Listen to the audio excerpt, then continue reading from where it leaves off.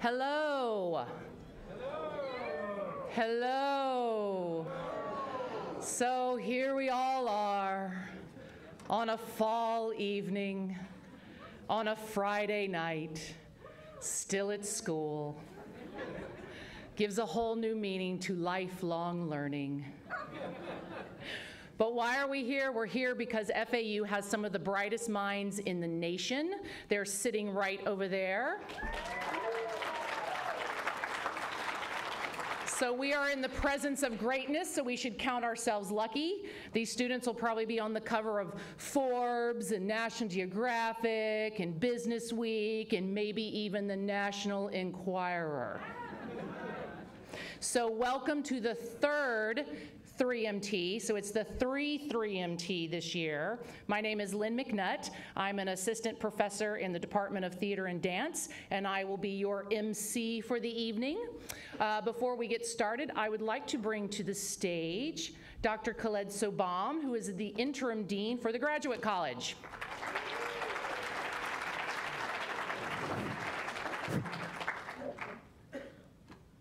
I don't want to fall down over there. So. Good evening. Good evening. On behalf of the Graduate College at Florida Atlantic University, I welcome you to the 2018 edition of the 3MT Championship. We have a distinguished panel of judges, distinguished guests, maybe parents, but it's all about our students today. 21 of them.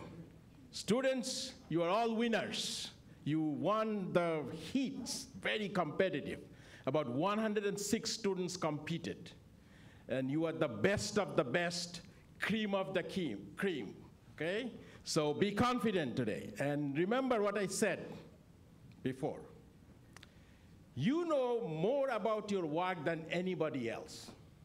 It takes certain amount of, actually a lot of courage, dedication, passion about your own work to be able to come here and stand in front of this audience, and it's being webcast, so thousands of people. No pressure. Probably they're getting notifications right now that watch. So it needs a lot of courage and confidence to come here and stand in front of the audience and talk about your work in 3 minutes. So I congratulate you on your dedication. As you know, 3MT has been, it started in 2008 at the University of Queensland. And since then, more than 600 universities across the globe are participating in this competition. And you will become a part of that history today by participating in this competition. So congratulations. Okay, so it's all about you. Thank you for participating. I want to thank, I will be very brief, it's all about you today. So I want to thank our sponsors and donors. And you know that without large participation and lot of enthusiasm from everybody, this program would not be successful. So thank you very much for our long list and long continuing list of donors and participants. I want to thank the 23 steering committee members. Lot of planning went behind this event today, lot of planning.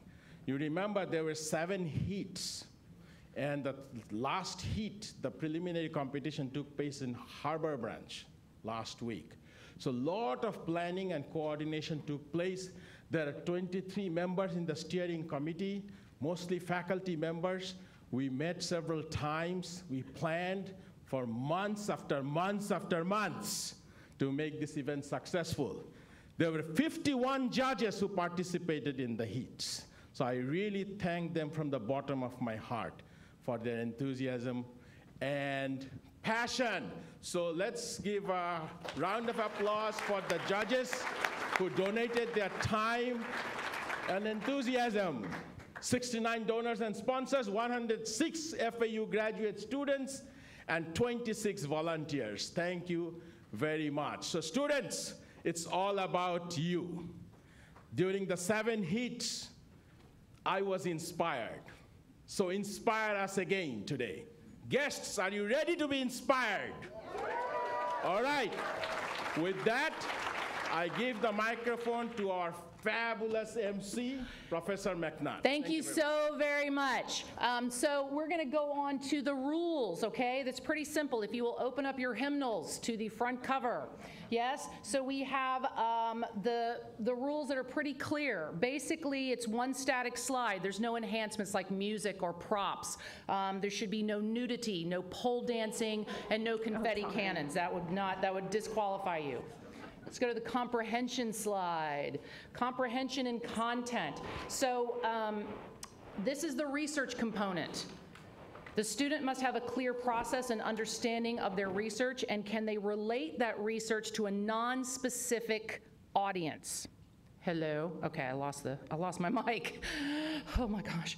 Okay, the engagement and communication section. So this is about your presentation skills. You can be brilliant, you can have brilliant ideas, but if you cannot convey those skills to an audience, then we're not going to be able to receive them, right? This comes in helpful, this is very helpful when you're applying for grants and you have to do like the elevator pitch, that sort of thing. So that's where this comes into play.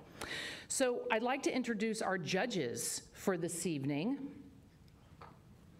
We have returning Patricia Anastasio, Donna Chamley-Wick, Ben Chen, David Kean, Eric Shaw, and returning again, Tom Mersch. Okay, you ready? Because this year, we're going to be out of here in an hour and a half. Here we go. It's fast. It's furious. It's always really hard to go first. So we're going to bring Sarah Hoffman up.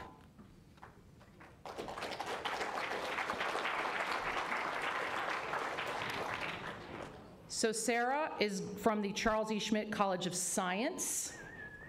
And she is doing sharks in 3D, the diversity of form and function among varied environments.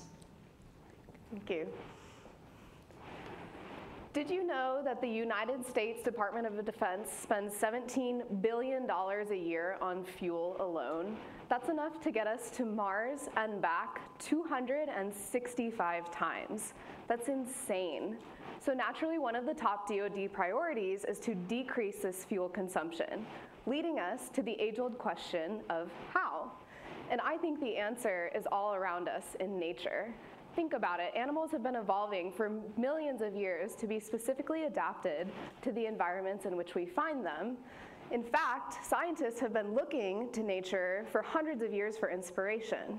For example, who here has used Velcro recently?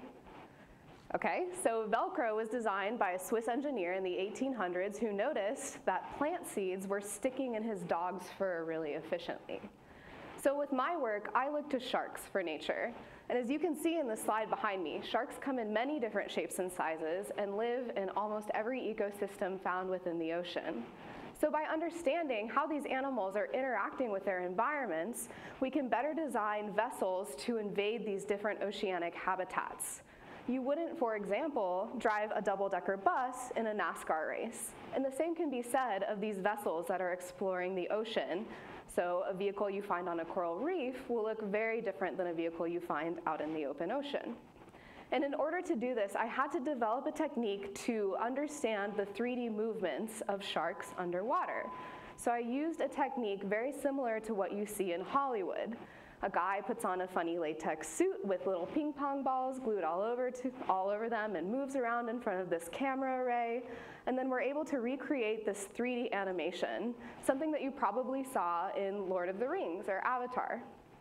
Now, ping pong balls would be a little bit big for the sharks that I work with. So I revolutionized this technique by using spray-painted googly eyes instead and underwater cameras. But it worked. with less than 1 millimeter of error. That's smaller than the head of a pin. On top of that, all of the techniques that I have developed are free, open source, and used with low-cost cameras, making this technique accessible to researchers worldwide. On top of that, we can take this out into the field. And so we can see truly wild behavior as these animals are interacting in the environments in which we find them. So my study was the first ever to create or to produce this 3D kinematic data on free swimming sharks. So in the not so distant future, you will see shark-shaped planes, trains, and naval automobiles. The key to decreasing this energy reliance is the specificity and diversity of vessel design, and my research on the evolution of shark shape and function will drive the evolution of vessel design.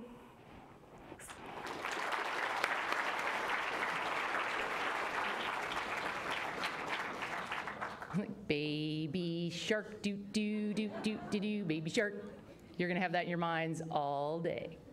Thanks, Sarah. Okay, so next up we have Ian Combs. He is also from the College of Science. Ian is doing Eulogy for the St. Lucie Reef.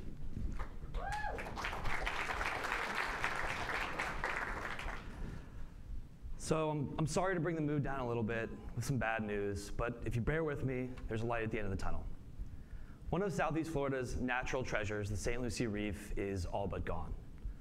Located at the mouth of the St. Lucie Estuary, the southern end of the Indian River Lagoon, St. Lucie Reef is the United States' northernmost coral reef, and is ecologically and biologically unique that it inhabits the crossroads between subtropical and temperate climates.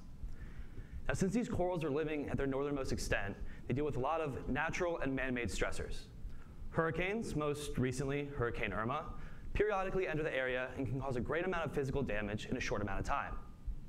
Additionally, freshwater discharges from nearby canals and Lake Okeechobee cause routine black water events which severely limit light availability. And coral need light in order to survive. But despite all this, the coral at St. Lucie Reef are remarkably resilient. They persisted and thrived despite these harsh environments. That is, until this most recent disease event. Stony coral tissue loss disease affects over 20 species of coral and is currently sweeping throughout the Florida Reef Tract. And upon its introduction to St. Lucie Reef in the summer of 2017, has completely decimated the coral population there, reducing the number of coral at St. Lucie to almost zero. Now, with little effects of recovery, I think it's safe to say that St. Lucie Reef is dead. But there's hope. I'm currently using a two-pronged approach to combat this disease. I'm looking at 3D models to quantify disease progression rates in real three-dimensional space, something never done before with coral reefs. And I'm also looking to couple that with a suite of advanced molecular techniques in order to understand how the coral here are responding, both physiologically and on a molecular level, to this disease. These two approaches are looking to produce better, more accurate, more realistic, and more reliable data to better inform data-driven management, intervention, and mitigation strategies for current and future disease outbreaks, hopefully ensuring that what happened here at St. Lucie Reef never happens again. Thank you.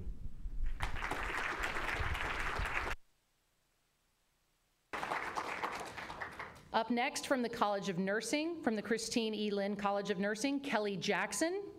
How much protein is required to prevent sarcopenia?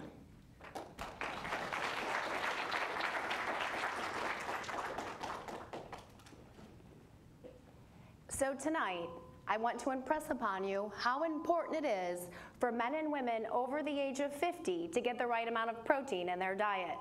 Protein is required to build and maintain muscle mass, which gives us the strength to perform everyday activities. Can you raise your hand? Come on, get your hands up. Or get up from the chair that you're sitting in. You don't need to do that tonight. My point is, these activities require strength from your muscles. Imagine if you lack the strength to do them. Wouldn't you want to know what to do to avoid having such challenges when you or a loved one gets older?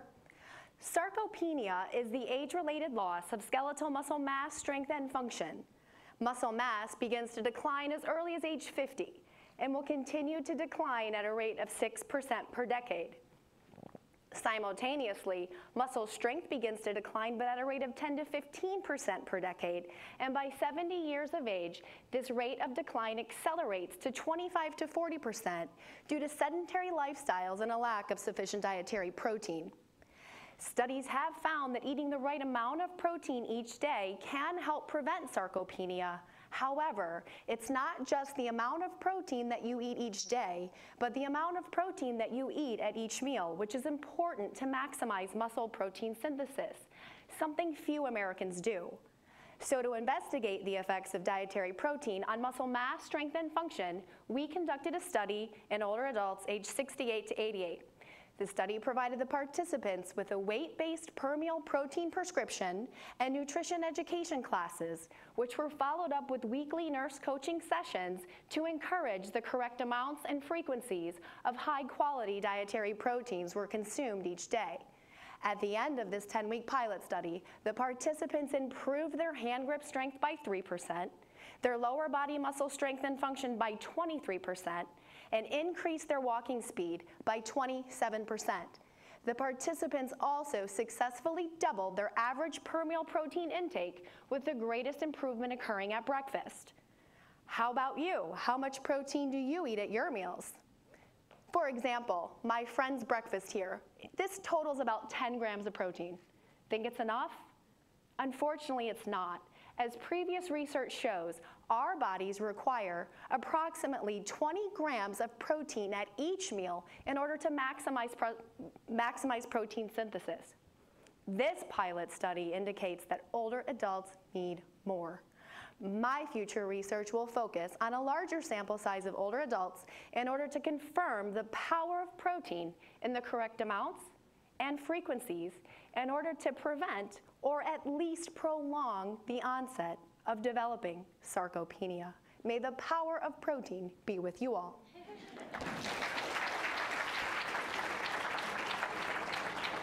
Thank you, Kelly.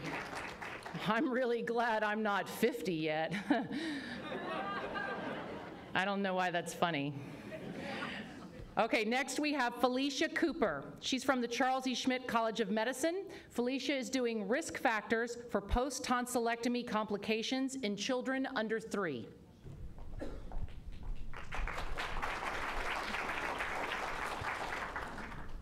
Hello. Today I'll be presenting my research in pediatric ear, nose, and throat medicine. I'll be talking about risk factors that predispose children under 3 to complications after a tonsillectomy. But let's take a step back, to the back of the throat. This is where your tonsils and adenoids are located. They're made up of lymphoid tissue, the same kind of tissue found in your spleen and lymph nodes. When your body has an infection, your white blood cells take the bacteria and viruses to the tonsils and adenoids to fight it out. Think of them as big boxing rings.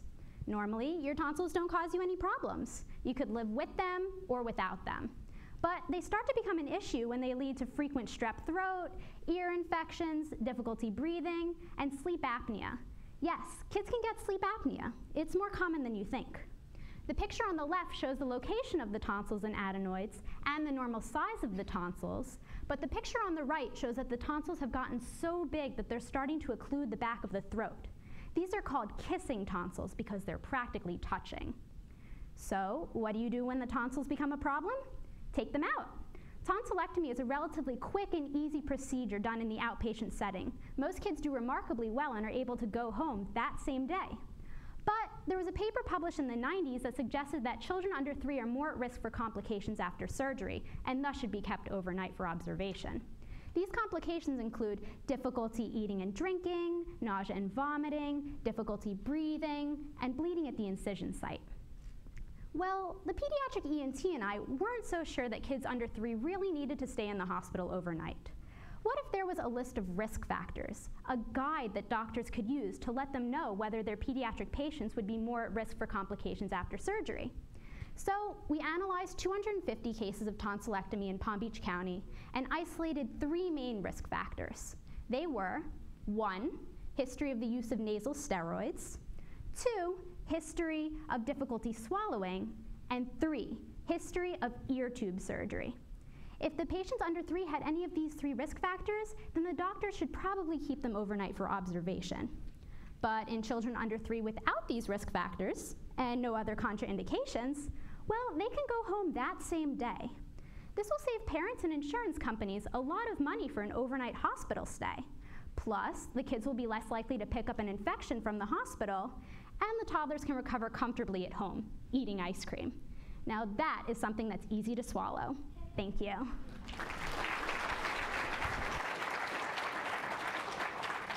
Thanks, Felicia. Okay, next up we have Carolyn Branscombe from the College for Design and Social Inquiry. Carolyn is doing Voluntary Victim Intoxication in Sexual Assault, a Summary of Legal Standings.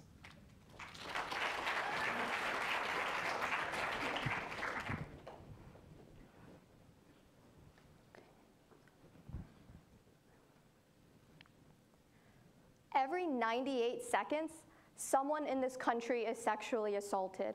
That means 1 in 6 people will experience this in their lifetime, and out of those, 99% of offenders will walk free, leaving thousands of survivors who will never see justice. Now, a recent study shows that up to half of all college-aged victims were voluntarily intoxicated at the time of their victimization.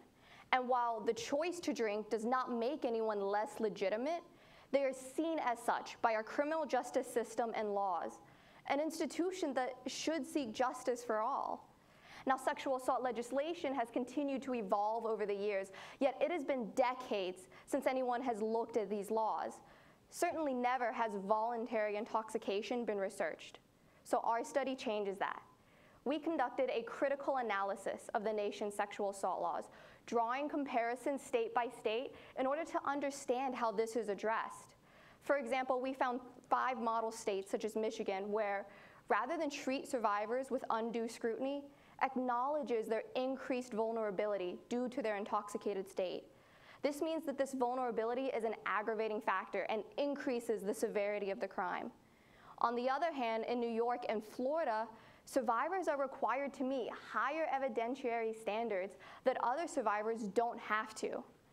And similar issues had real consequences for a 16-year-old girl in Oklahoma. While unconscious, she was sexually assaulted by a friend. And after receiving a forensic medical examination, despite the obvious trauma, judges refused to hear the case, all because of a technicality in the law that excluded intoxication as a barrier to consent.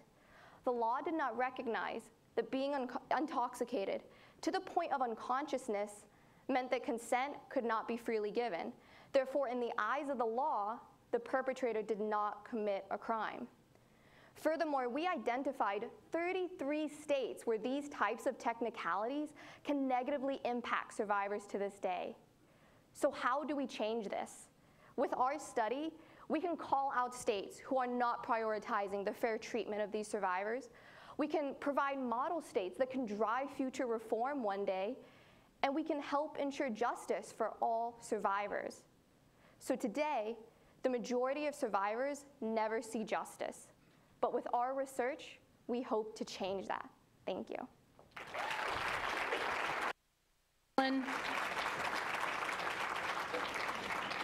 Next is David Giguère from the College of Science.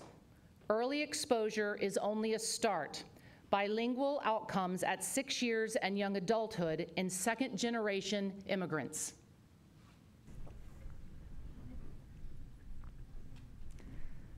Last year, the Rosetta Stone made nearly $300 million. The ability to speak another language is a highly desired skill, and being bilingual is associated with numerous positive cognitive benefits and can give you the competitive edge in the job market. Currently, the leading theory on language acquisition is the critical period hypothesis. And decades of research and studies that have tested that hypothesis have shown that you have to be exposed to a language from a young age in order to acquire that language with native-like proficiency. The question that I asked is early exposure to 2 languages within this critical window sufficient for the native-like acquisition of each language?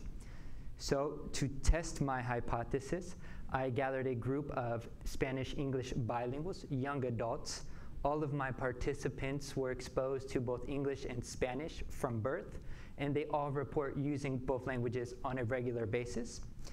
And I gave them a long battery of measures to assess their English skill and their Spanish skill. Then I got a group of English monolinguals, and I assessed their English skill. And then I traveled to Santiago, Chile, to gather a group of Spanish monolinguals to assess their Spanish skill. And the results of my study found that, on average, the bilinguals' English skill were not different from the English monolinguals, but on average, their Spanish skills were lower than the Spanish monolinguals. So what does this mean, and why does this matter?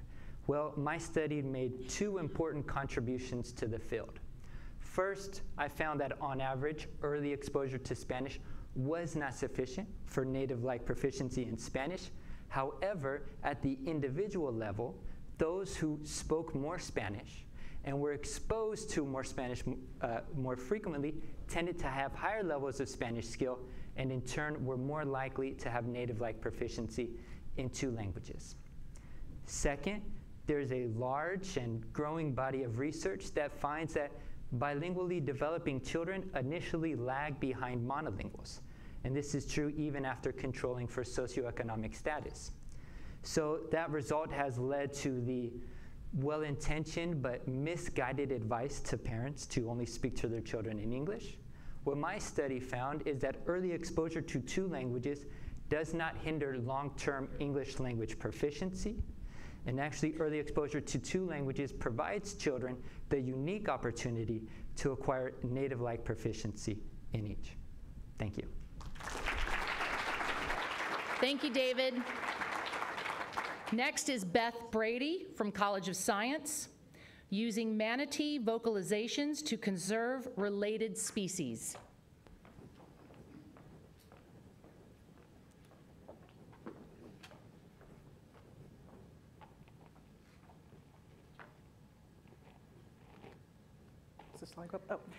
So what's not to like about the Florida manatee?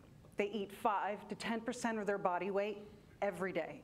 They fart a lot, and they're still loved by millions. And in the United States, the Florida manatee is rather well studied, and there are multiple organizations dedicated to their conservation and management. But were you aware that there are 4 other species related to the Florida manatee? And for some of these species, like the Amazonian or the African manatee, we barely have any information about the size of their population or even what's important habitat. And scientists estimate that due to human impacts, these populations will continue to decline. The problem is, visual survey methods using boats or airplanes can be rather expensive, particularly for developing countries. And in some areas, these species are still hunted by humans, which makes them even more difficult to find. So what can we do? So an inexpensive solution to mediate this problem is to use an autonomous recorder that passively records the sounds that animals produce. Well, maybe not sounds of flatulence. However, scientists have been using the sounds of other marine mammals to determine their presence in an area, estimate number of animals, and even identify individuals. But for this to work effectively, you have to know the vocal repertoire of your species and how they use their calls.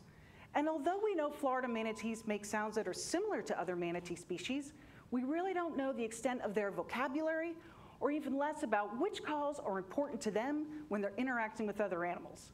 So that's why, in our lab, we use a series of underwater microphones to record both wild and captive manatees, to classify their calls, and to correlate it with behavior.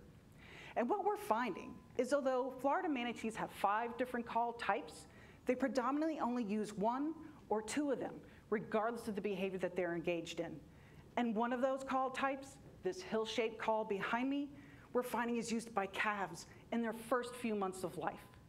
Scientists can now use this information to put out multiple recording devices and cover large areas and leave them unattended for up to 3 months at a time. Now, we'll still probably need additional methods to estimate a true population size, but at least we'll know where to start looking. And more importantly, from these recordings, we'll know if there are future generations of manatees. You know, Manatees and the related species have been on this planet for over 50 million years. Let's make sure they're around for the next 50. Thank you. Great, thank you, Beth. So many fart jokes, so little time. Next we have Sandhya Sharma, College of Engineering and Computer Science, Point of Care Diagnostic, Zika Detection. Thank you. There are many diseases caused by mosquitoes, such as chikungunya, dengue, Nile West fever, including Zika. However, Zika causes much more adverse effects, such as small-headed babies, mental disorders, and many more. To date, 80 countries have been recorded with the Zika cases. Therefore, in my research, I aim to build a small chip, probably smaller than the size of my palm, to diagnose Zika in a patient. Picture A in here is a DNA. Now question, what is DNA? All of us, human, animal, bacteria, and some viruses have DNA. Let's say DNA is a long string which carry all your important information, such as color of your eyes, the way you look like, and all your cellular activities. Similarly, Zika has its own DNA, which is a troublemaker in a human body. When a person is infected with Zika virus, everything, blood, saliva, even the urine contains Zika DNA. Picture B in here is a chip I'm working on. When a small amount of saliva or urine is introduced to the chamber, inlet chamber, the magnetic bead present in this chamber will carry the DNA on its surface, and under the influence of magnetic field, they will start moving towards the resulting chamber. These two washing chambers will wash the beads to remove the debris, making sure only DNA goes to the resulting chamber. The resulting chamber will be at 68 degrees Celsius with the help of a small heater, and will also carry a solution which would specifically detect Zika DNA. If there is a Zika DNA, it will make multiple copies and change the color of the solution to something like this. If there is no DNA, the solution will remain colorless. Now the next big question, what are the benefits of having this chip? Why this chip? So the answer is, this chip will give you results within 30 minutes, and we do not need big and expensive equipment. It will also eliminate the requirement of a trained personnel to carry out this test. In addition to this chip is made up of plastic, which will cost less than $2, making it accessible to the people who cannot afford expensive tests. Just imagine, this will be a big breakthrough in the healthcare system, especially in the developing countries. Thank you. Thank you, Sandhya. Next is Kate Briner, College of Arts and Letters. Loan words in Comanche, implications for language revitalization.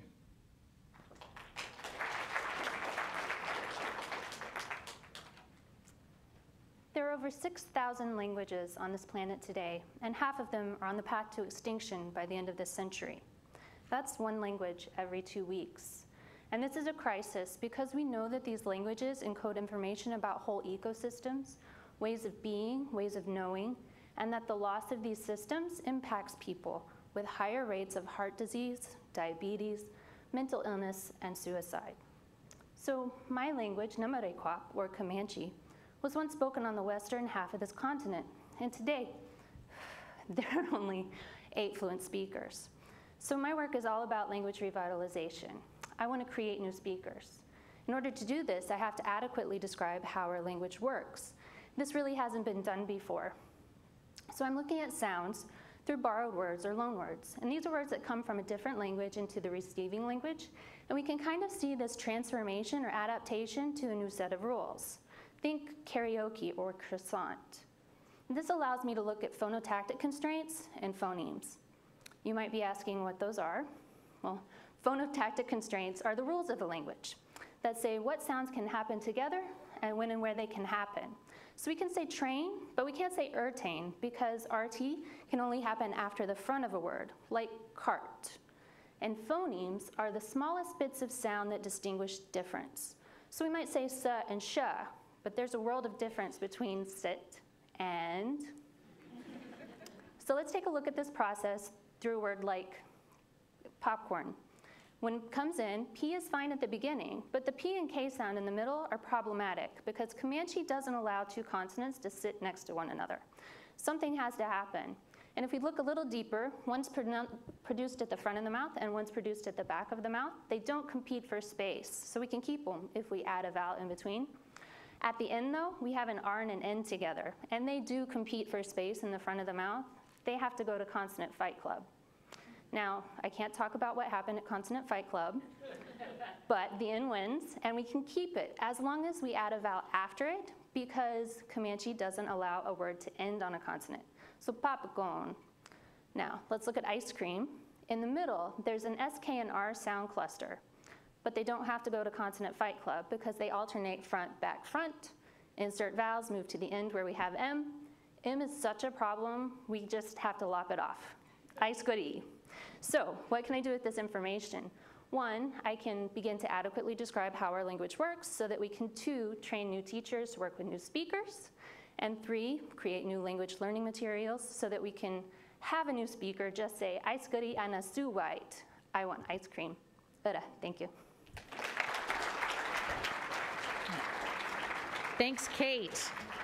Next is Renee Miller Xavier, Charles E. Schmidt College of Science, Biosynthesis of Marine Natural Products.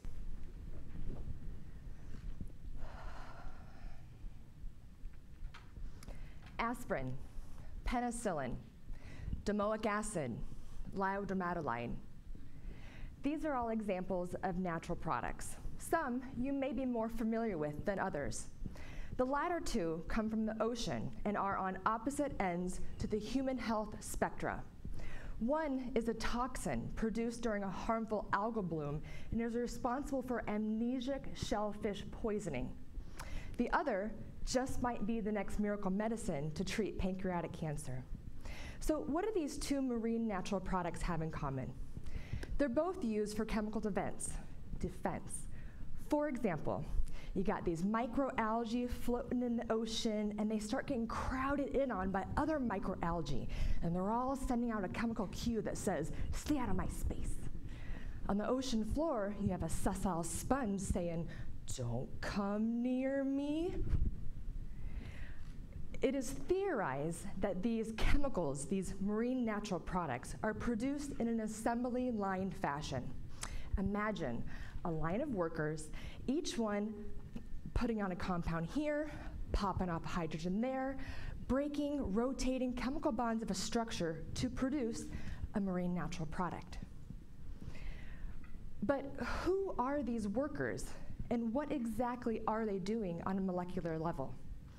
To answer this question, my colleagues and I extract genetic information from environmental samples, be it a water sample from the Indian River Lagoon during a harmful algal bloom, or a deep sea sponge and its microbiome off the coast of Florida. This genetic information is sequenced and fed into a computer program that searches for sequences. Similar pieces of genetic code start lining up and form a gene cluster. These gene clusters provide a genetic profile of the sample. Provide a genetic profile of the sample and tell us the prevalence of microorganisms, peptides, proteins, and megaenzymes that do work. By identifying the workers in a sample, we can predict the natural product that they are producing. And with this information, we can disrupt a harmful toxin during an algal bloom. With this information, we can put these workers into a biological factory and mass produce a natural medicine to treat pancreatic cancer. With this information, we can revolutionize the way that nature affects human health. Thank you. Thanks, Renee. Next, Travis Mozicki, College of Engineering and Computer Science. Guidance, navigation, and control of unmanned marine vehicles. Thanks. So people have a pretty good set of sensors. In addition to the 5 standard senses, we can we have incredible memory capabilities that help us to recall, in some cases, 3-minute thesis speeches, mathematical equations, or every lyric to the Fresh Prince of Bel-Air theme song. Now, as I walk along the stage, I know not to go any further, or I'll fall off. I can tell a chair from a table from a rolly chair. I do like rolly chairs. And I know what color red is, whether it's daytime and it's pretty bright, whether it's nighttime and it's pretty dark. So I also stay put, standing right where I am, even if there's wind or something like that. So marine vehicles are not so lucky. They live in a world with harsh and dynamic lighting conditions. The world is constantly moving around them. They can go for miles without seeing another boat or land.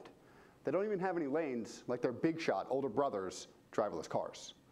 So they're crucial for the world that we live in because nearly 70% of the Earth's surface is covered in water, and about 40% of the global population lives within 100 kilometers of the coastline.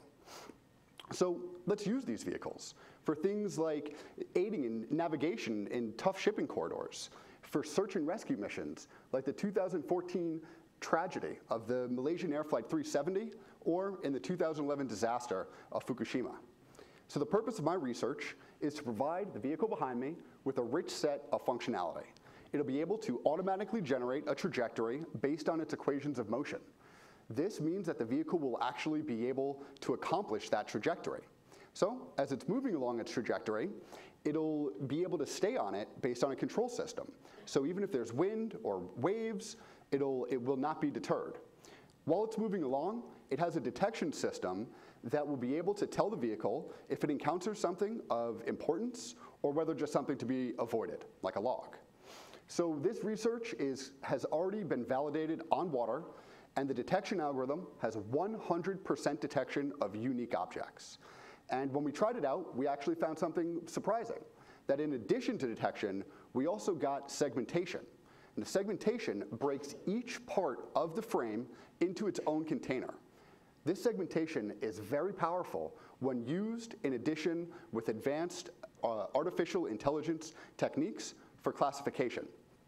So whether it's on water, on land, or on other planets as we continue to explore our solar system, these approaches will be beneficial. Thank you.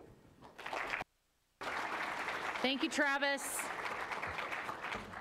Next is Joseph Niederhauser, College of Science of Fire and Sparrows.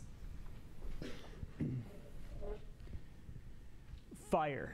Fire is one of the most transformative processes on the planet. It acts as both creator and destroyer, incinerating any organism in its path, and on the same time creating huge diversities of plants and animals. The problem is that wildfires are becoming more frequent due to climate change. Not only are they happening more often, they're burning hotter and longer than ever before. It is crucial that conservationists determine which species can endure the fire and which cannot. But what makes an animal good at surviving fire? We don't have a good answer to this question. The Bachman sparrow is a great model to study this because it loves fire. They're practically pyromaniacs. They prefer habitats that are burned every 1 to 3 years and return home within days of a fire going through it.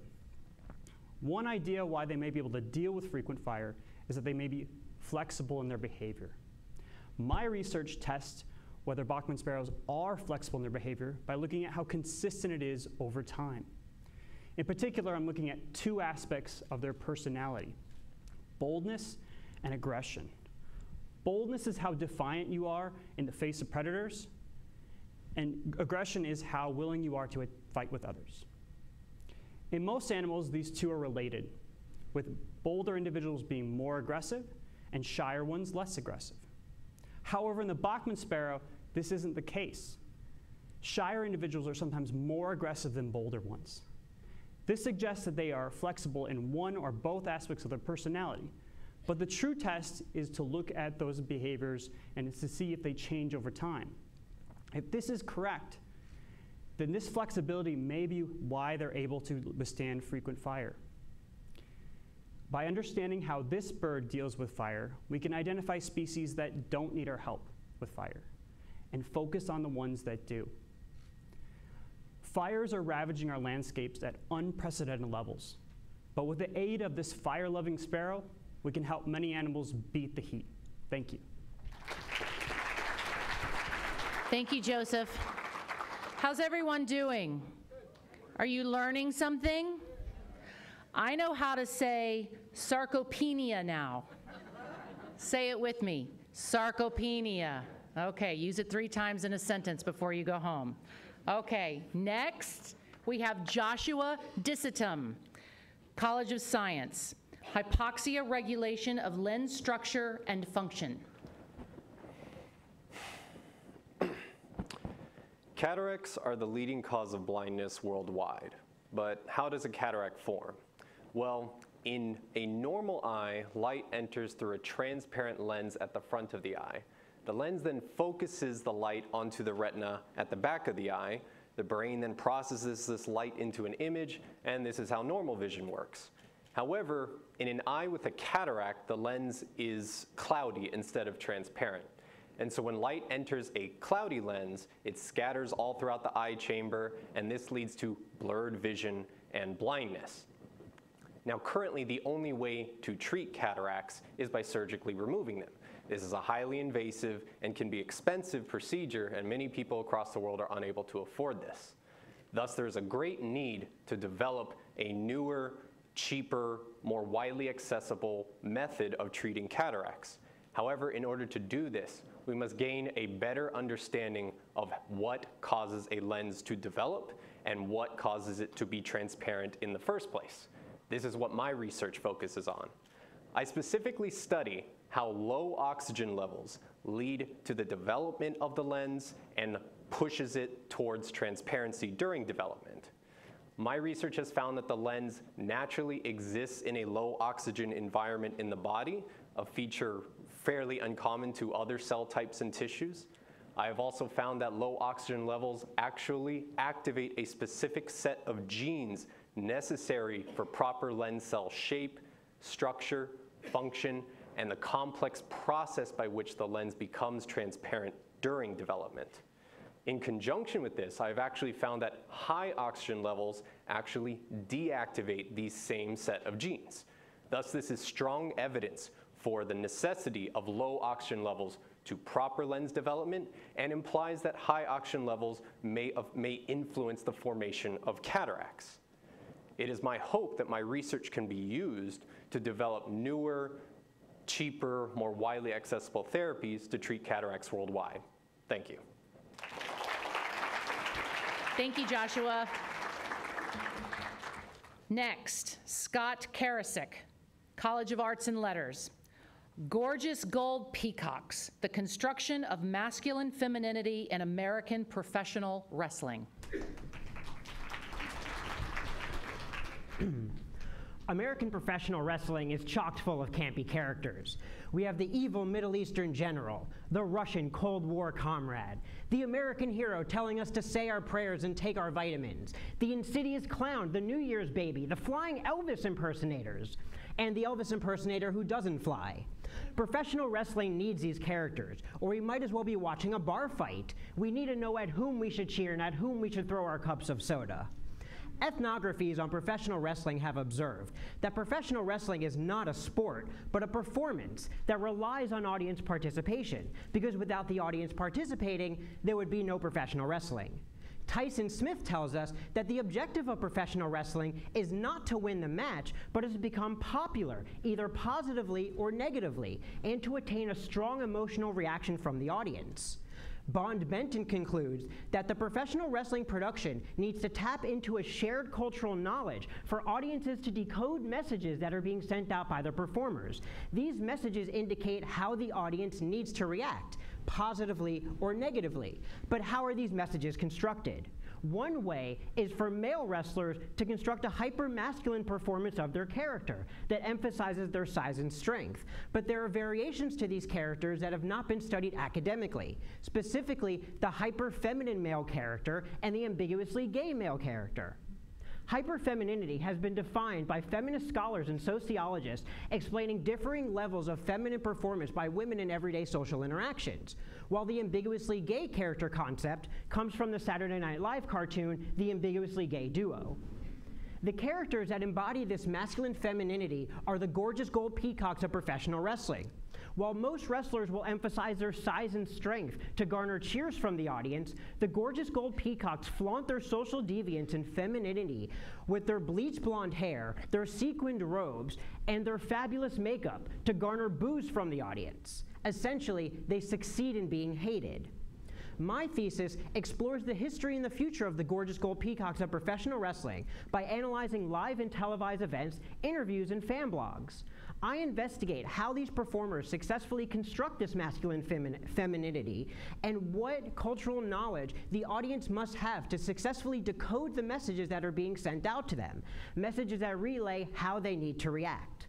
Finally, I consider if the American culture is shifting, where masculine femininity no longer garners boos and hatred, but cheers and celebration, hoping to provide new insight into the construction of masculine femininity in pop culture. Thank you. Thank you, Scott. Next is Indira Pikyan, College of Nursing. Tell it to me, promoting assessment and management of depression in rural communities through telehealth. Approximately 16 million adults suffer from a depression episode each year. 44% receive some form of treatment. Depression is one of the leading causes of disability and suicidal death in the United States. It affects a person emotionally, physically, and their outlook on life. For example, John walks in the clinic.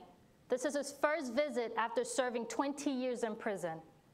He said, "I'm only here to see a psychiatrist. I don't care about my diabetes or my high blood pressure. I feel depressed."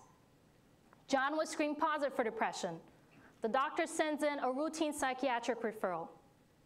But John lives in a small town. There's only one psychiatrist in the area with several months for an appointment. John said, "I'm not going to that building. Everyone will know." John was not informed about the option of telehealth psychiatric referral. Telehealth is the use of technology, such as a webcam, to communicate with a doctor in a different town or state. It's like FaceTiming with a doctor. It can be accessed in a clinic or in a patient's home, so no one in the town would know. From my observation, 0 telehealth referrals were sent from the clinic this year. There is a shortage of mental health care providers in rural communities. I wanted to know how can an education program promote awareness and utilization of telehealth psychiatric referrals for depression management in the rural communities. So my intervention was an education session with the medical assistants, the nurse practitioners, and the doctors together. The session was based on the theory of planned behavior, which states that attitude and perceived control can influence behavior. So first, they were provided with a survey to determine their attitude about depression and the use of telehealth. Then they were provided with the evidence of the need and the impact of telehealth in their community. Then they were educated on how to properly recognize and to screen patients with depression using a depression screening tool. 3 months after my intervention, 35% of the patients that were screened positive for depression were referred for telehealth. I was aiming for 50% or more. After evaluating my findings, patient reluctance and limited insurance coverage were the major barriers for telehealth in the community. So there's a need to educate patients as well as policymakers in the importance of telehealth in the rural communities for depression management. Thank you. Thank you, Indira. Next, Alexis Sturm, College of Science. 6 degrees of separation using molecular tools to assess coral genetic connectivity in Cuba and the tropical Western Atlantic. How many of you in the audience have taken one of those 23andMe genetic tests? I have, but for me it was a waste of $100 because it only confirmed what my family already knew. So instead of getting some sort of genetic surprise, all I got was an "I told you so" from my grandmother. So what does 23andMe and my research on corals have in common? They both use the genetic information encoded in DNA to better understand where an individual comes from. So much like the analysis of my DNA can tell me about the genetic mixing and migration patterns of my ancestors, studying the DNA of ecologically and economically important species like corals can tell us about the diversity and dynamics of their populations, which in this case is defined as a group of individuals of the same species within a given geographical area. So genetic analyses like these use variability in a number of DNA markers to measure the level of genetic similarity or genetic differences among these populations. Much like most marine organisms, my study species, the great star coral, spends part of its life cycle in a larval phase, where it drifts along carried by an ocean current until it's mature enough and reaches suitable habitat, when it then settles out and grows into its adult life stage. When we measure high levels of genetic similarity among these populations, we can oftentimes infer that there's at least some level of larval transport or larval mixing occurring among them as well. My thesis research has so far focused on characterizing the populations of the great star coral from Cuba. So what we have found so far is that there is a high level of connectivity, genetic connectivity, between Cuba and reefs downstream, like the ones here off the coast of Florida. So what we are thinking is that Floridian coral reefs may be receiving larvae that's exported from Cuban coral reefs. If continued genetic analyses keep supporting this conclusion, then it will be imperative for scientists, managers, and governments of both countries to work together across political barriers and international boundaries to cooperatively manage these species that are inextricably ecologically connected. It's only through this type of international cooperative management that we can ensure that coral reefs will persist long into the future for distant generations to enjoy. Thank you. Thank you, Alexis. Next is Eric Nieves, College of Science, Underwater Multi-Vehicle Collaboration.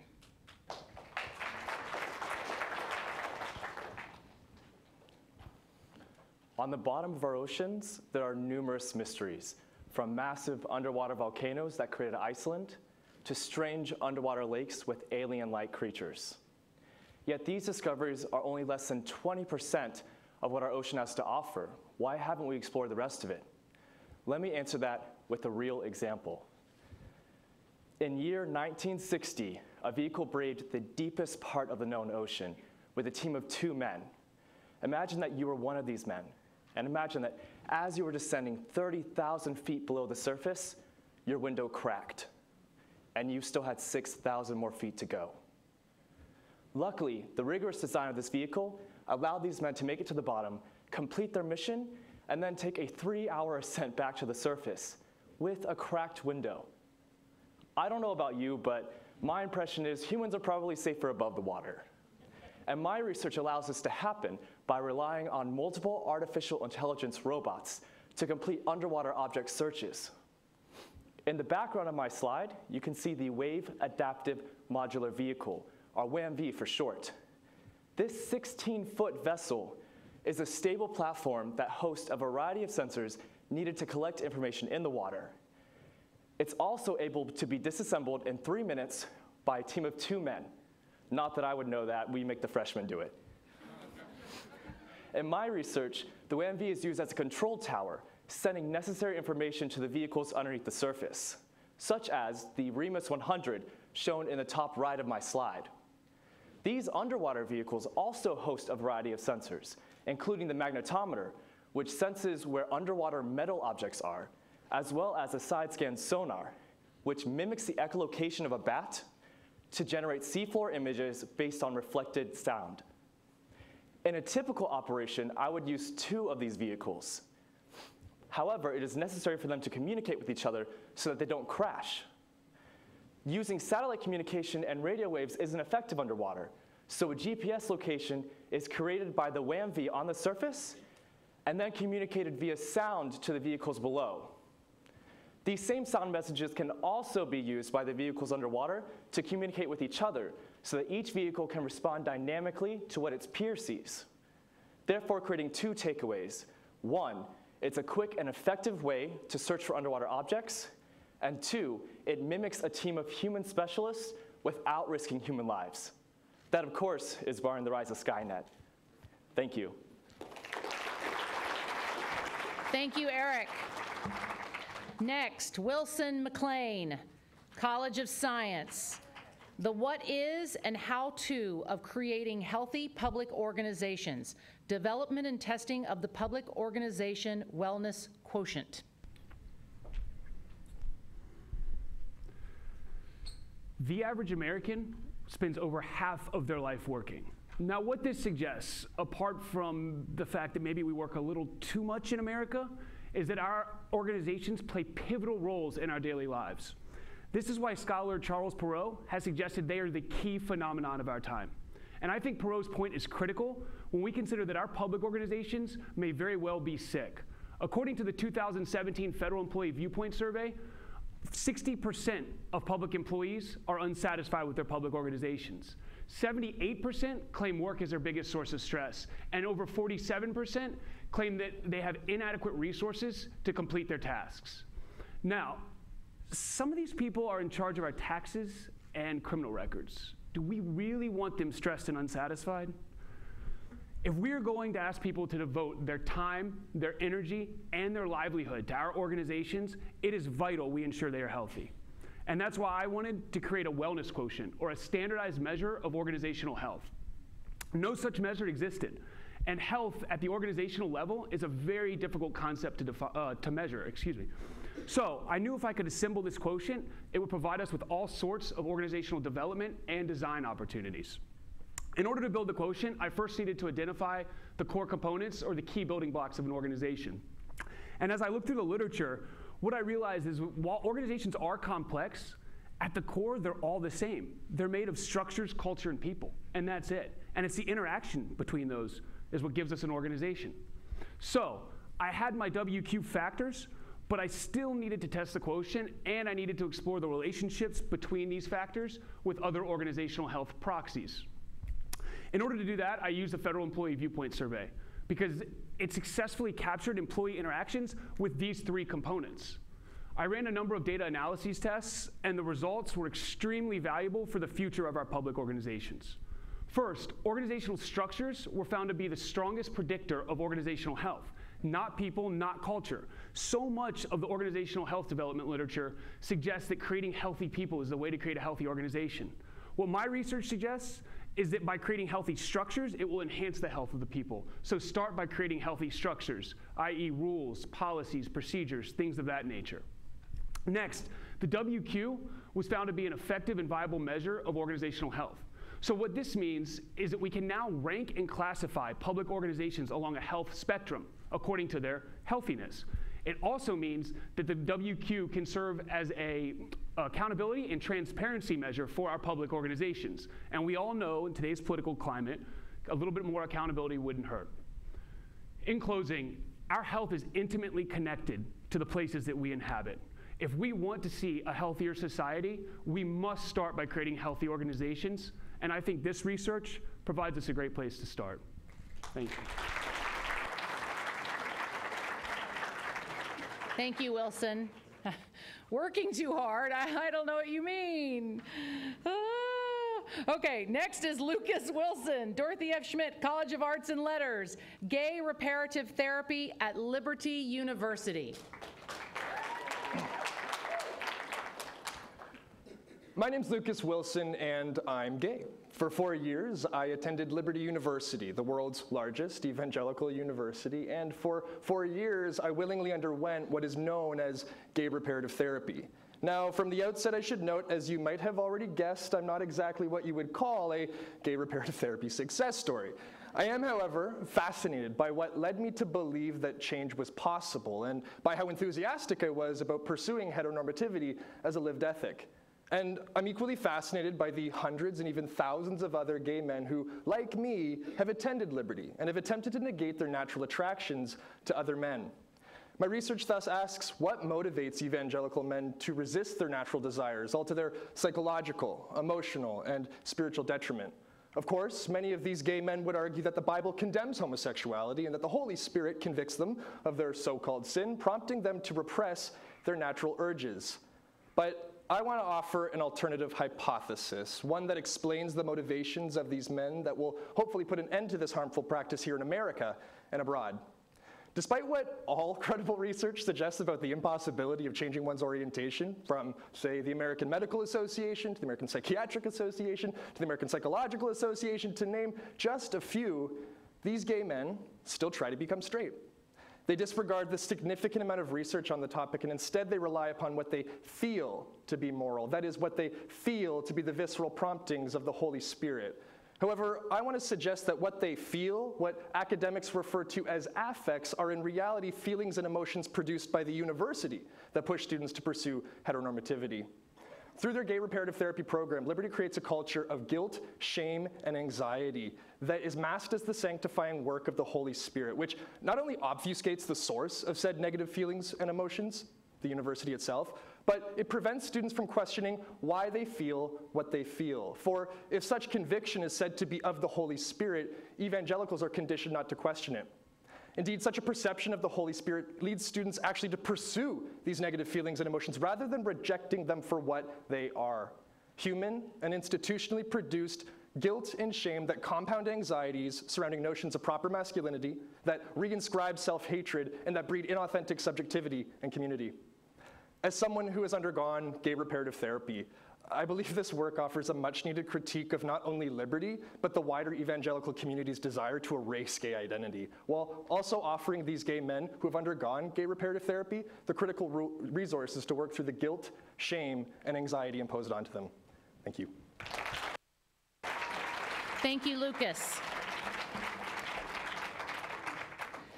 Next, Mohammed Irfan Udin, College of Engineering and Computer Science. Undulating fin propulsion, the future of underwater maneuvering.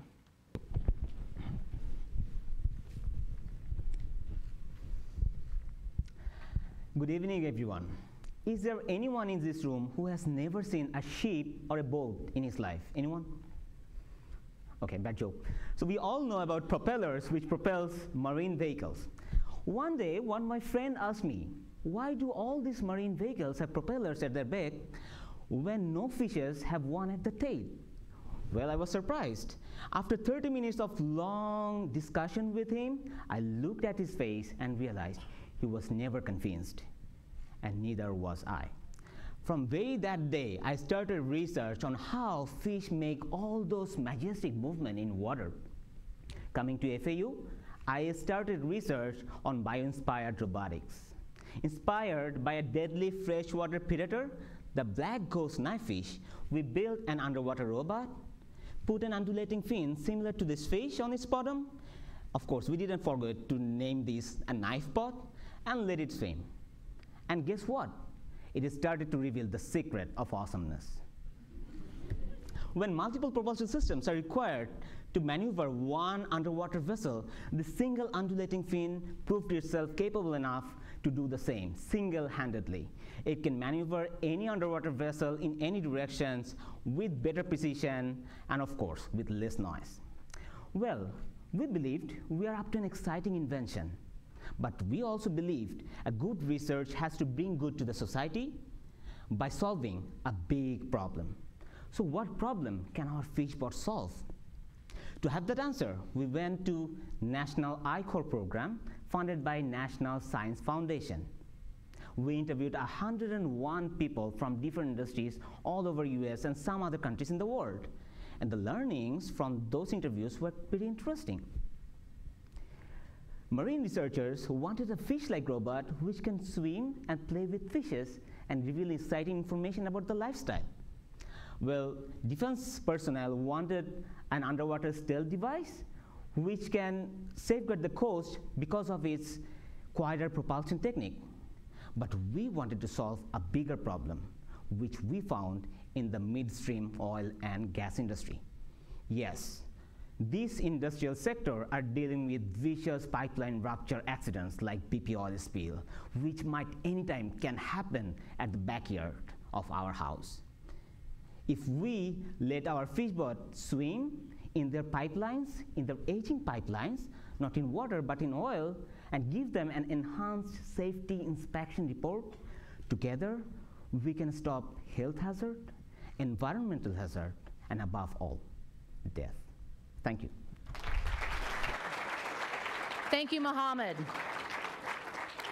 And last but not least, Darius Haber, Dorothy F. Schmidt, College of Arts and Letters, Kosher Soul, the Emerging Conflict of Judaic Identity.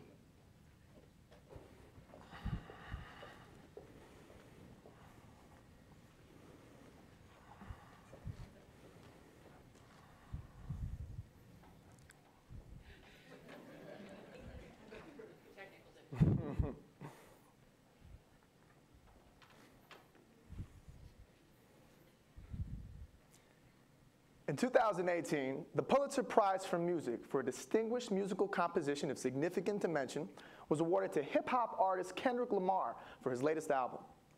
I remember bumping my head in the car as I blasted his new music on my way to Passover dinner at a friend's house. And then a song came on and Kendrick says, "I'm an Israelite." And I had to think for a second. The Israelites are the ancient ancestors of Jewish people. They were the slaves that escaped from Egypt that I was getting ready to go celebrate. So I thought maybe it was just a metaphor. But then another song came on, and it was Kendrick's cousin. And he said African Americans, Hispanics, and Native Americans are the true Israelites of the Bible. And the reason that they have faced struggles in America is because they were cursed by God. That one didn't sound like a metaphor, and I was intrigued. So as I investigated, I found a community of over 200,000 people in the United States that follow this belief system. And studies show it's growing. They call themselves Hebrew Israelites. They're a religious sect with many congregations, and they make very compelling arguments. For example, by genetically linking themselves to Jewish tribes in West Africa, which they explain was where many African slaves were exported from. They then compare their situation to Bible passages which say the Israelites will be sold into slavery and lose their identity. But many of these groups have also been classified as hate groups, using racist, anti-Semitic language, although every religious group has some extremists. But one pervading belief of Hebrew Israelites is that the current Jewish people are false, and that only people of color are related to the ancient Israelites. As a Jewish man, this worries me. I see a potential for conflict, especially after a Pulitzer Prize-winning album endorses some of these beliefs. As a master's student in communications, this is an opportunity to take what has primarily been an informal debate on social media platforms and by street preachers and turn it into an academic conversation to try and avoid this conflict. My research examines the arguments and rhetorical strategies of a Miami-based Hebrew Israelite group associated with Kendrick Lamar's cousin, and that the Southern Poverty Law Center deems a hate group. Through interviews and analyzing their literature, there will be a better understanding of the evidence they use and their reasoning behind it, as well as going through the same process with rabbis of Jewish organizations on campus to see their argument and defense. I want these groups to understand each other, and through a rhetorical analysis of the group identities, a clear picture can be painted of the different arguments. And more importantly, we can see that there may be some crossover, and that there are definitely some things that they share in common, such as loving the same book and loving the same God. This research serves as a strategy to create a healthier dialogue about group identity, and I hope a mutual respect as well. Thank you, Darius. Woo! 3MT! Woo! Oh my goodness, we did it. So this is a time where you can take out your phones. And I'm going to have our assistant dean in the Graduate College, Leanna Smith, come up and help you with any voting questions you may have and to give you some information. She's also going to be calling out the students' names. And students, when you hear your name, if you would please stand and face the audience so you can remind them of your faces. All right, does everyone have their cell phones out? This is better than voting for American Idol, I promise. All right, so you are going to text the number at the very top. You are going to text 1 for Sarah Hoffman. Sarah, can you stand up? Let's give her a round. Let's give everyone a round of applause when we introduce them. You're going to text 2 for Ian Combs. You're going to text 3 for Kelly Jackson. I'm going to text 4 for Felicia Cooper. Text 5 for Carolyn Branscombe. Text 6 for David Giguere. Text 7 for Beth Brady. Text 8 for Sanja Sharma. Text 9 for Kate Briner. Text 10 for Renee Miller Xavier. Text 11 for Travis Moskicki. Text 12 for Joseph Niederhauser. Text 14, oops, sorry, skipped one. Text 13 for Joshua Dissitum. Text 14 for Scott Karasik. Text 15 for Indira Picone, sorry. Text 16 for Alexis Strum. Text 17 for Eric Nieves. And Eric is from the College of Science and Engineering, or Computer Science and Engineering. That was a mistake on the slide. Text 18 for Wilson McLean. Wilson is from the College for Design and Social Inquiry. Text 20 for Mohammed, oops, did I skip one? Forgot 19. Oops, sorry. Text 19 for Lucas Wilson. Text 20 for Mohammed Irfan Udin. And last but not least, text 21 for Darius Haber.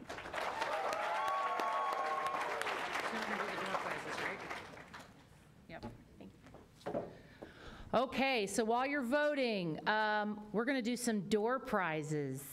Woohoo! So who's got the bowl? Who's got the tickets? Come on, Christian. Run, Forrest, run!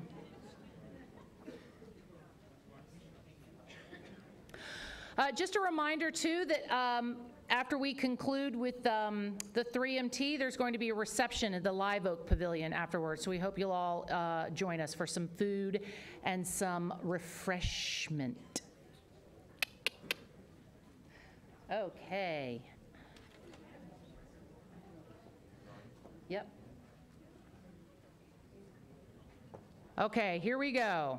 The first door prize goes to, got your tickets out? Got your tickets out? All right, here we go. 1, 4, 2, 6, 6, 2. 6, 6, 2. Do, do, do, do.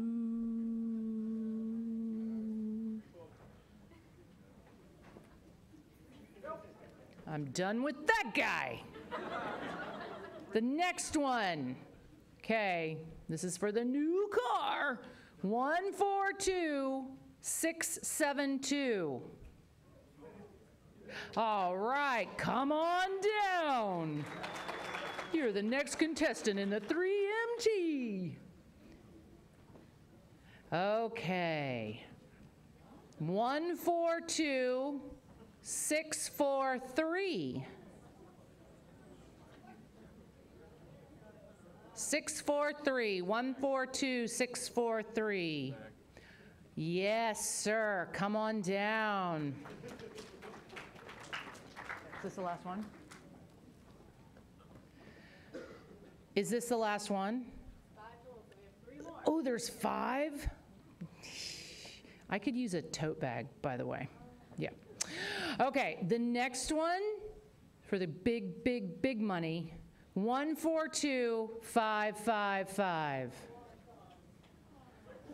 142555. Yes, to the handsome young man in red.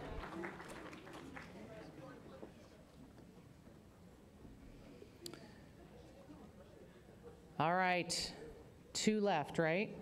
2 left. 142-595. 142-595. Yes, sir. Okay. And this last one is for the kitten. 142-574. Bingo where? Oh, yes.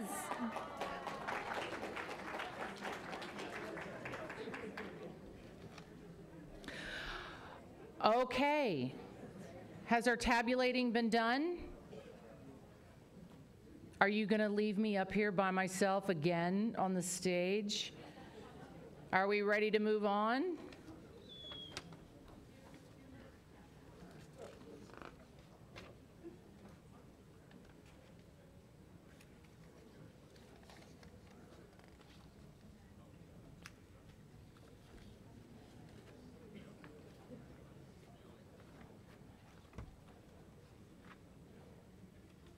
Judges, have you all voted? You're all good? God, you're good. It's because you get, those iPads, I understand from the graduate college that those are free. You can take those home as part of your swag. Yeah.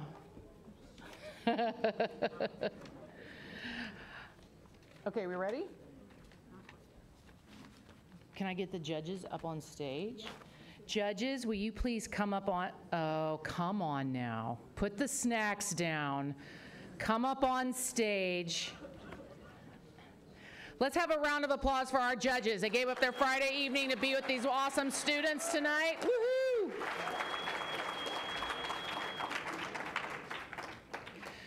We had to switch this year to an electronic tabulation because there weren't enough fingers and toes in the graduate college to compute all of these numbers very quickly.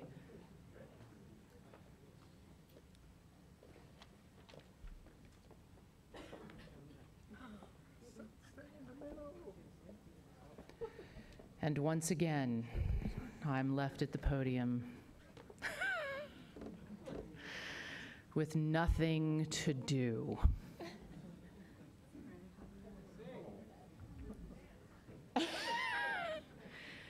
Sing, dance. Yes, you promised me.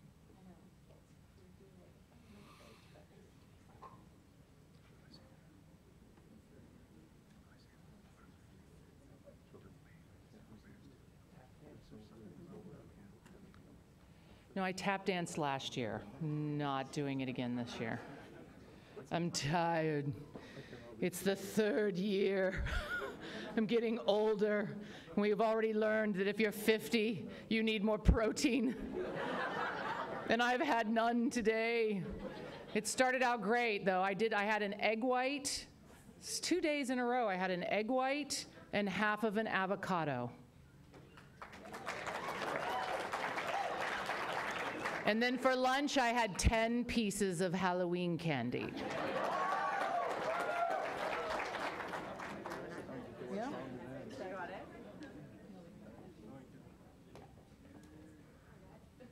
Aren't you glad I got you up here? Because I'm not doing this alone. I needed my backup singers. You're the Pips.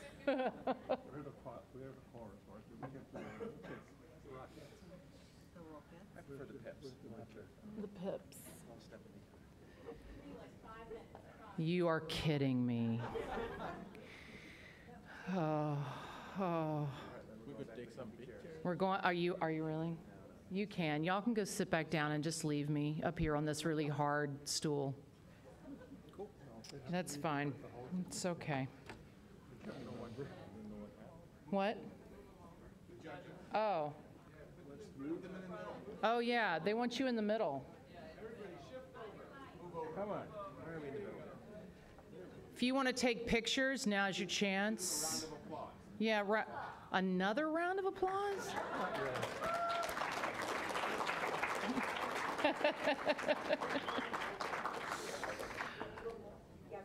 Oh, because we're going to get some... Let's have the pictures with the Right beside this gentleman. Line up right beside this gentleman right here. There you go. And the lights is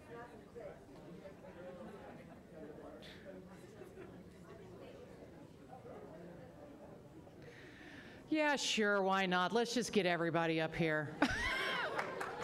Let's just get them all up here.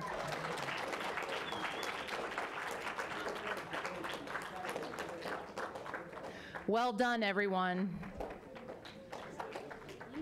Thank you. Xavier. Okay, scooch in like you like each other. There you go. Scooch in, scooch, scooch. Right? Tall people in back.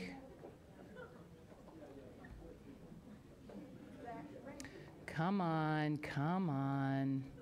Saunterson.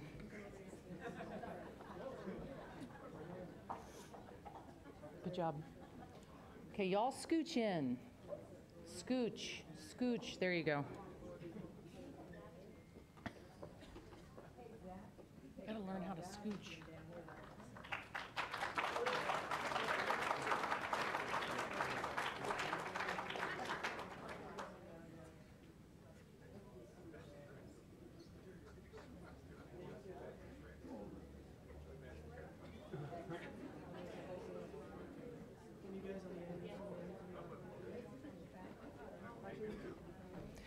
The good thing about doing the pictures now is they're going to have you do them after, so we're really not wasting any time. That's what I'm going to tell myself. And the bottles of Prosecco are just getting warmer and warmer. This is going to take up to 5 minutes with Rick. Okay, thank God. All right, Zach, we've got these people over here on the end that need to be kind of down or in or something. Seriously? I was promised. What?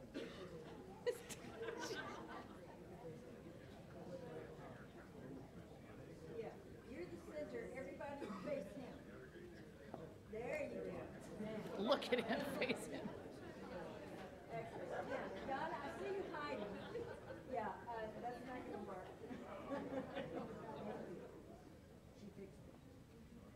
Engineer? Oh, okay, that's fine. All right, let's see. Everybody look this way. Let's see your space. I do not see. Language. Yeah, exactly. Want to see you. Yeah, thank you. Yes. Perfect. Now I can't see you. Can you come over this way? Over this way? Yes. Excellent. Now you two squeeze into it. See more. Beautiful. But do you not see me? Is that good? Oh, everybody looks great. Now I need a smile. Nice. Oh, beautiful. You got your camera phones out? Great. Oh,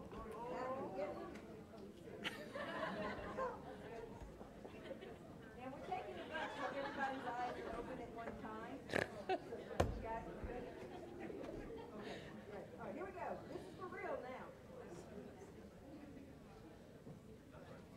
You guys are great. Thank you so much. Okay, Liana, we're ready.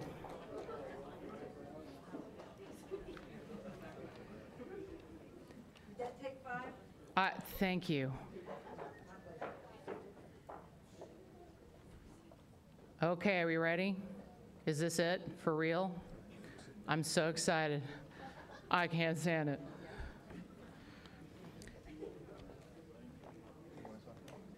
So, if we could get, where, where are y'all going? Get back up here. Back up here. I mean, you turn your back for 2 seconds and they just slink back to their comfy chairs. You have to be up here for pictures, more pictures. Presenting the second runner-up with a prize of $1,000, sponsored by the FAU Graduate College, will be presented by our interim dean, Dr. Khaled Soban.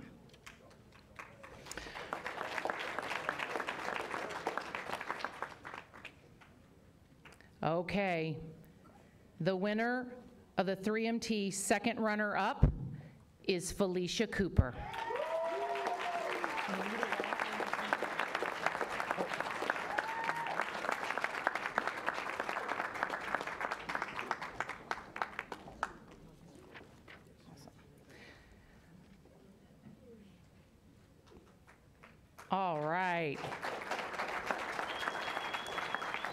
first runner-up for $1,500, sponsored by Kelly Cronenberg Attorneys at Law, will be presented by Tom Mersch.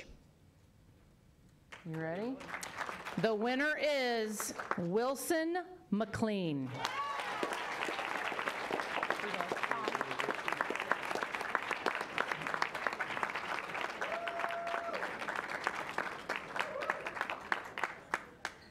Congratulations, Wilson. The People's Choice winner for $1,500, sponsored by Advanced Pediatrics of Boca, will be presented by Patricia Anastasio. And the winner of the People's Choice, Darius Haber.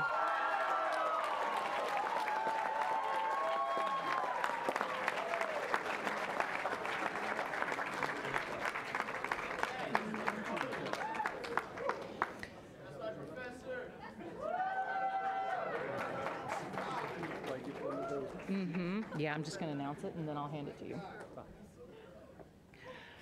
Okay. Here we go. The champion of the 3MT, championship winner, $2,500, sponsored by Dr. Eric Shaw, presented by Dr. Shaw, the championship winner of the 3MT, Kelly Jackson.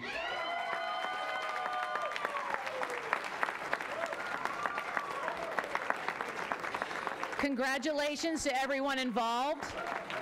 We'd like to ask that advisors and deans and competitors, if they will all please stay for a few more pictures, and then we invite everybody to go over to the Live Oak Pavilion for the reception afterwards. Thank you all so very much, and we'll see you next year at 3MT!